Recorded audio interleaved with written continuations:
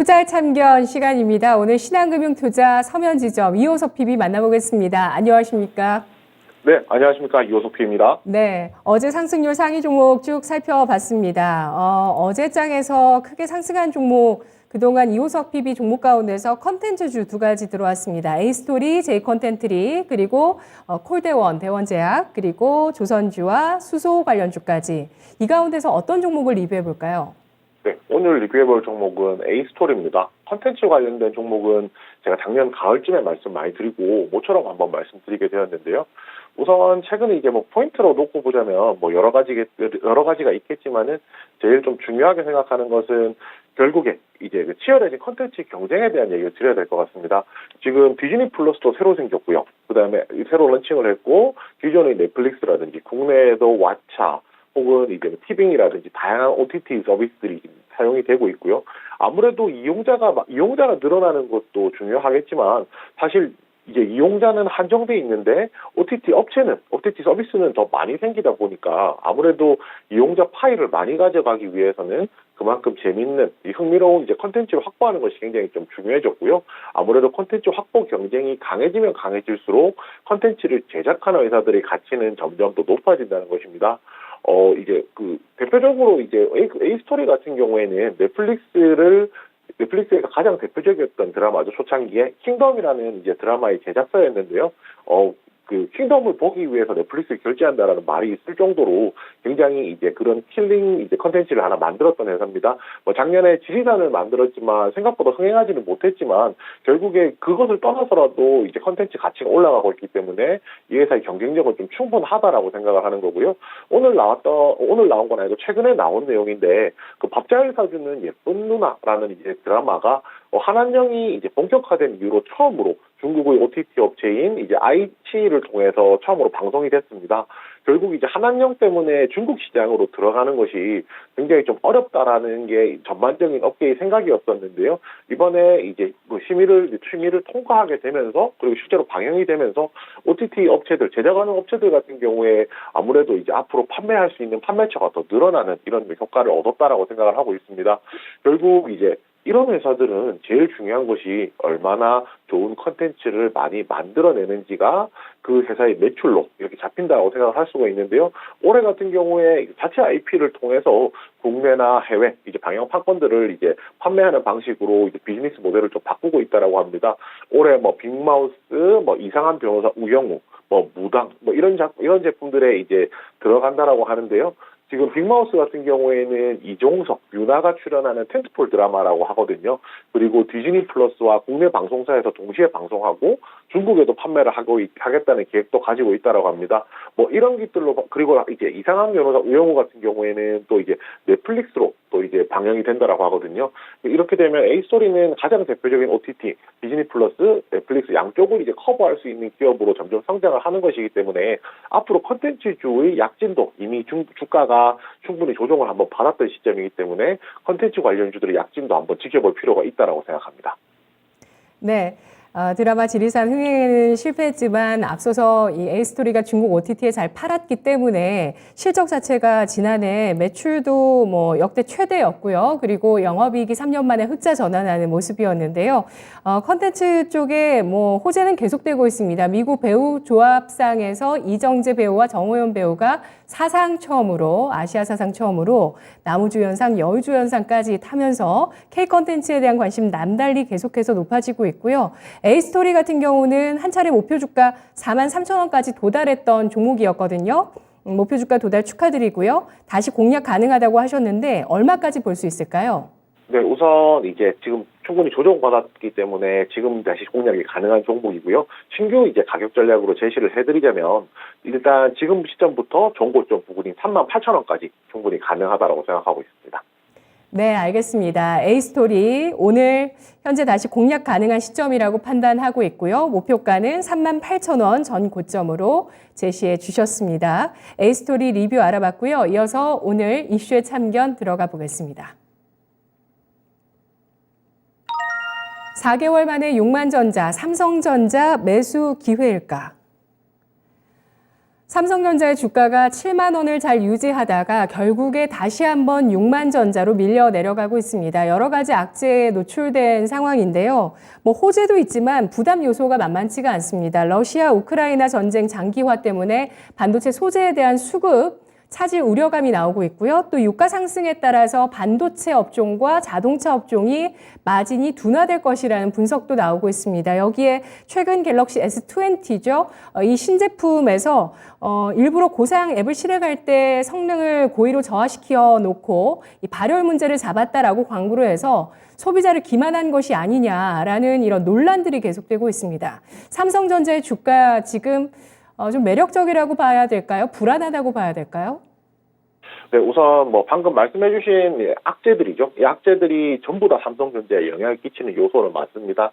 그렇지만 지금 시장에서 가장 삼성전자의 발목을 붙잡고 있는 것은 아무래도 시장 전체가 빠지는 이 지정학적 리스크에 따른 이런 이제 하락이 가장 큰 영향을 끼친다라고 조금 생각을 하거든요. 그렇기 때문에 오히려 이 부분 이제 이 지정학적 리스크를 제외한다라고 하면 삼성전자가 가지고 있는 본질적인 가치 자체는 그렇게 많이 변했다라고 생각하지 않습니다. 그러면 본질적인 가치보다 현재 주가가 지금 하락세에 있다라고 하면 오히려 이제 저가 매수 기회가 된다라고 좀 판단을 하고 있고요. 그렇게 생각하는 이유들 중에는 여러 가지가 있겠지만 삼성전자는 결국에는 매출 비중의 대부분이 이제 디램 반도체 관련해서 나오고 있기 때문에 그 반도체에 조금 더 주목할 필요가 있다고 생각합니다. 그 작년 같은 경우에 미국의 필라델피아 반도체 지수가 40% 정도 올랐음에도 불구하고 삼성전자는 한 3% 정도 떨어지는 그런 모습을 나타냈었거든요. 결국에 이제 올해 같은 경우에는 비메모리 업황보다도 메모리 업황이 조금 더 나아진다라고 이야기를 하고 있는데 그렇게 되면 이 삼성전자도 분명히 수혜를 볼 수 있다라고 판단을 하고 있는 겁니다. 그 시장 조사 업체인 디램 익스체인지 같은 경우에 디램 익스체인지에서 발표한 게 DDR4 8GB 기준으로 봤을 때 고정 거래 가격이 3.41달러고요. 1월 달이고 2월 달 이제 가격이 똑같이 유지가 됐다라고 합니다. 가격이 똑같이 유지됐다면은 막 좋은 것이 아니냐라고 생각할 수도 있지만 어찌됐건 간에 하락하던 하락 추세가 멈췄다는데 좀 의미가 있다라고 할 수가 있고요. 그러면 가격이 이제 보합세에 들어섰기 때문에 지금부터는 이제 본격적으로 반등이 나올 수 있는 구간이라는 겁니다. 결국에 이제 디램 가격이 올라가면은 삼성전자가 가지고 가는 영업이익이 커지기 때문에 이 부분이 좀 중요한 포인트고요. 그리고 미국의 이제 웨스턴 디지털과 일본의 키옥시아가 공동으로 운영하고 있는 일본 내 반도체 생산 라인 두 곳이 지금 현재 가동이 중단된 상황이거든요. 그렇게 되면서 낸드 플래시에 대한 공급이 상대적으로 지금 줄어들고 있는 그런 흐름이 보이고 있습니다. 낸드 플래시 같은 경우도 마찬가지인데요. 작년 중반부터 해가지고는 낸드 플래시 가격이 4.81달러로 계속 고정이 되어 있었습니다. 그렇지만 결국은 이제 공급이 줄어들었으니까 수요가 그대로 있다는 전제하에 낸드 플래시 가격도 조금 더 상승할 수 있는 여력이 좀 있다라고 생각하고요. 이러한 종합적인 부분이 결국에는 이제 앞으로 삼성전자의 실적을 좀 제고하는 데 의미가 있다라고 생각합니다. 결국은 2분기까지는 가격 하락폭이 둔화되면서 반등을 준비하고 3분기부터는 본격적으로 상승 전환될 것이라고 좀 예상을 하고 있고요. 여기서 추가적으로 좀 한 가지 말씀드리자면 그 삼성전자가 이제 매출액이나 영업이익이 전년 대비했을 때 1분기가 매출이 한 14%, 영업이익이 한 43% 정도 늘어날 것이라고 합니다. 그렇게 이제 반도체 부분만 놓고 보면은 전년 대비했을 때 129%까지 크게 늘어날 것이라는 전망도 지금 나오고 있거든요. 그렇다면 삼성전자 같은 경우에 실적 자체가 굉장히 좋은 편입니다. 실적 자체가 좋은 편인데도 불구하고 어느 정도라고 말씀드릴 수 있냐면 지금 비메모리에서 가장 경쟁자라고 할 수 있는 TSMC랑 비교를 했을 때 영업이익 추정되는 영업이익이 한 1.6배 정도 되거든요. 그런데 반대로 시가총액은 반대로 한 40% 정도 저렴한 상황입니다. 그러면 이것을 어떻게 해석할 수 있느냐? TSMC 대비했을 때 이익은 더 많이 나오지만 주가가 저렴하다는 것은 확실히 상대적으로 저평가되어 있다는 이야기고요. 그 부분 생각해 본다라면 삼성전자 같은 경우에 아직까지도 상승할 수 있는 여력이 충분히 남아있다고 생각하고 오히려 이번 6만전자를 안타깝지만은 6만전자 보게 됐지만 지금부터는 조금씩 포트폴리오에 편입하는 전략이 더 유효할 것이라고 생각합니다. 네. PB님, 삼성전자의 비메모리 분야, 파운드리 분야의 실적이 TSMC보다 높은 건 아니잖아요. 그렇죠? 네, 그렇습니다. 예. 알겠습니다. 자, 디램과 낸드 플래시 분야의 실적 개선세 움직임들 때문에 이 실적 대비해서 저평가된 국면을 매수의 기회로 활용할 수 있다고 판단하고 있습니다. 반도체까지 수급 차질 우려가 나오고 있고 유가 상승도 좀 만만치가 않은 상황이지만 6만 원대 후반이면 매력적인 가격이라고 판단을 해주셨는데 삼성전자의 전략을 세워볼까요? 이슈 관련주 어떤 종목 보시겠어요? 네, 오히려 근데 이 부분에서 조금 주목해야 될 부분은 SK 하이닉스라고 생각하고 있습니다. 방금 그 앵커님께서 정확하게 말씀해 주셨는데 비메모리 분야만 놓고 보았을 때는 삼성전자가 규모가 훨씬 더 작았거든요, TSMC보다. 그런데 이제 반대로 이야기하면 D램만 놓고 보았을 때는 매출 비중으로 보았을 때 삼성전자가 가지고 있는 D램 매출 비중보다 SK 하이닉스가 가지고 있는 D램의 비중이 높습니다. 그리고 이러한 메모리 반도체 관련된 가격이 변동할 때 그래서 삼성전자보다 하이닉스의 가격이 더 많이 움직이고요.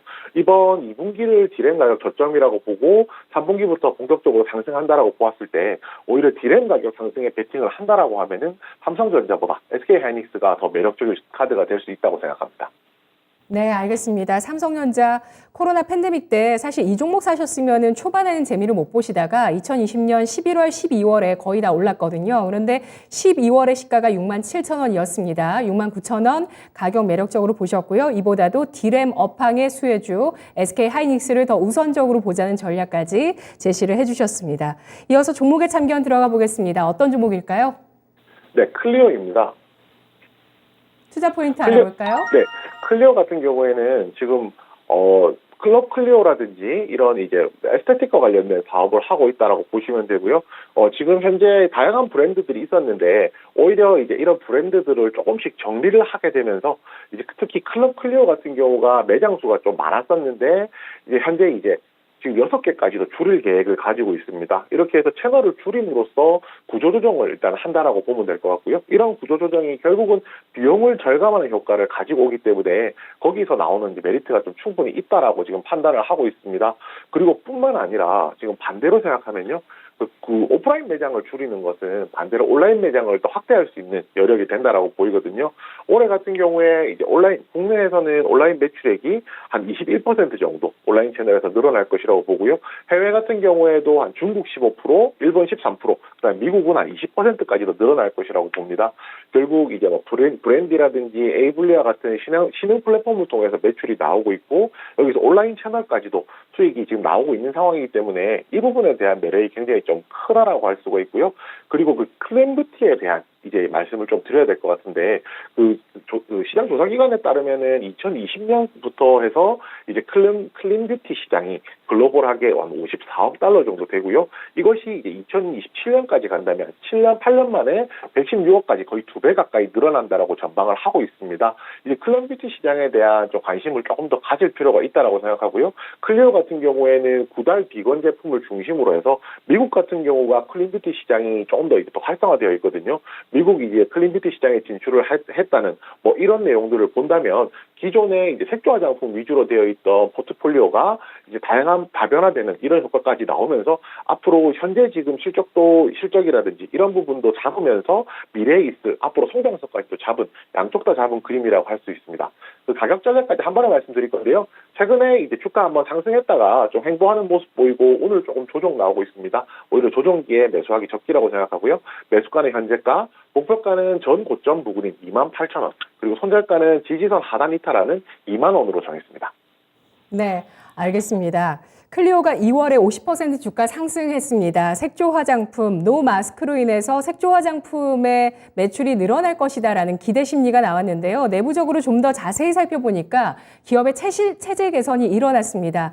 구조조정뿐만 아니라 온라인 쪽으로 해외 쪽의 매출이 확대되고 있고요. 미국, 중국, 일본, 고르게 확대되고 있는 클리오, 색조 쪽으로 클리오 페리페라, 그리고 스킨케어 쪽에 구달이라는 브랜드를 갖고 있는 클리오에 대해서 주목합니다. 매수가는 현재가, 목표가는 28,000원, 손절가는 2만 원 제시해 주셨습니다. 분석 고맙습니다. 네, 감사합니다. 투자의 참견이었습니다.